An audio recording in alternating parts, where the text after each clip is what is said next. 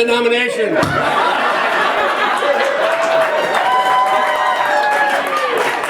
I went. Turn off the bar, shut her off. Move for Laura. Well, when you started that role, I thought you were going to talk about my friend Governor Frank Keating. Want everybody to say hello to Governor Frank Keating, huh? Great pleasure. Well, thank you, Laura. It's indeed a great pleasure to participate and to join you in electing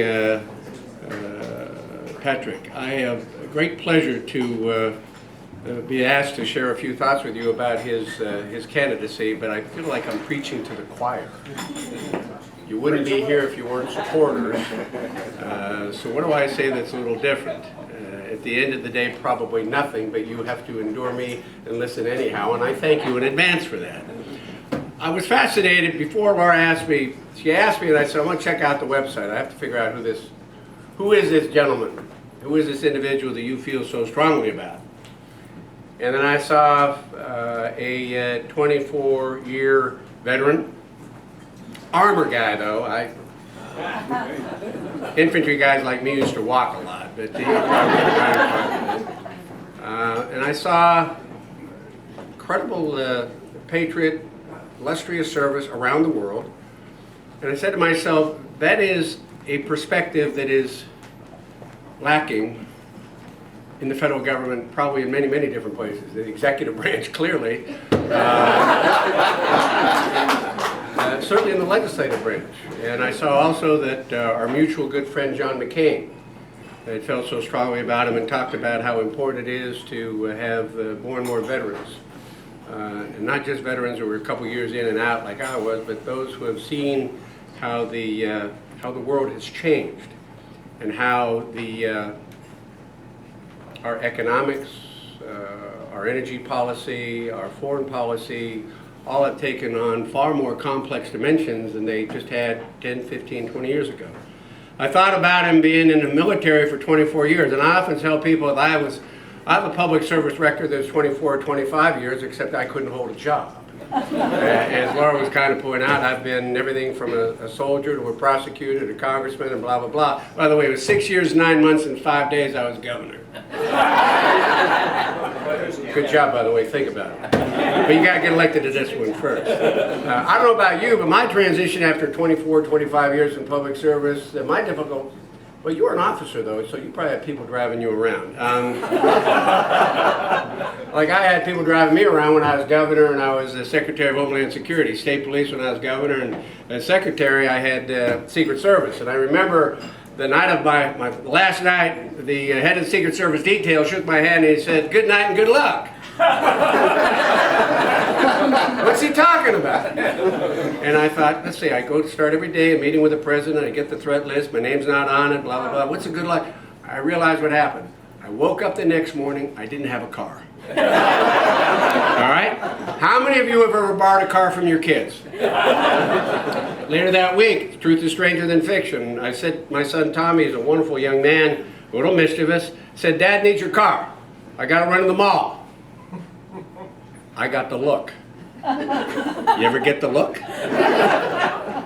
I said, "Give me the bloody keys. I'm leasing the bloody car." He flipped me the keys. You know what he said? "Dad, two things." "Okay, son, be respectful. Watch where you park it." "Okay?" "Yeah," and then he got a grin on his face. "Don't forget to fill it up with gas before you leave." So I hope your transition's been pretty good. I mean, obviously you got a car.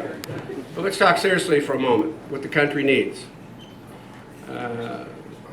We need men and women whose perspective is larger than their congressional district, whose experience is larger than the academic or a small piece of America. Frankly, in the 21st century, if you view as I do that the world needs the United States' success, be it from a security point of view or an economic point of view, means we have to be more engaged in the world, not less engaged. So you need people with global experiences. You need people that understand the threat. You need to understand the opportunities. And when I read, again, very, very, very, very attractive website on energy policy, 21 million barrels of oil a bloody day. We need to, but you know what? There's no energy policy. You know what we've done over the past 15, 20, 25 years? We've sent men and women in uniform because we had no energy policy. There's nobody better to stand up and articulate that, Patrick. Absolutely none. Been there, done that. How about the economics? The one thing I remember from my time in the service is defense budgets are big, but by the time the dollars trickle down to the soldier, whether you're infantry, armor, artillery, whatever it is, it never seems to be enough. I don't want to bash on any defense contractors here, but the profit margins are pretty good, but the soldiers are still underpaid and under-resourced. And I think we need somebody of your perspective in there as well. I also like two other things that I'll conclude that I thought really speak to the measure of the man. I often look at websites. The first time I've seen somebody that actually said, one of the qualities I bring to my responsibilities, potential responsibilities as congressman, is I listen. You know, that's a pretty unique quality in this town. But I have a firm belief, principle when I talk about leadership, leaders listen. Leaders get all sides of the issue. Leaders are naturally curious to understand the issue before they make a final decision. And that was connected with the next line on your website. See, I read it. Where's Diane? You don't know, but I read the website. It's when he said that it's my intention to represent all my constituents, just not a selected few. What that said to me is I'm going to support everybody and support everybody and listen to everybody that voted for me, but guess what? It's a democracy. I want to listen to everybody's point of view on the other side. Which reminds me that sometimes, and I forget who the British someone was, the British legislator or politician, that said, what you owe your constituents is not to ratify their majority point of view.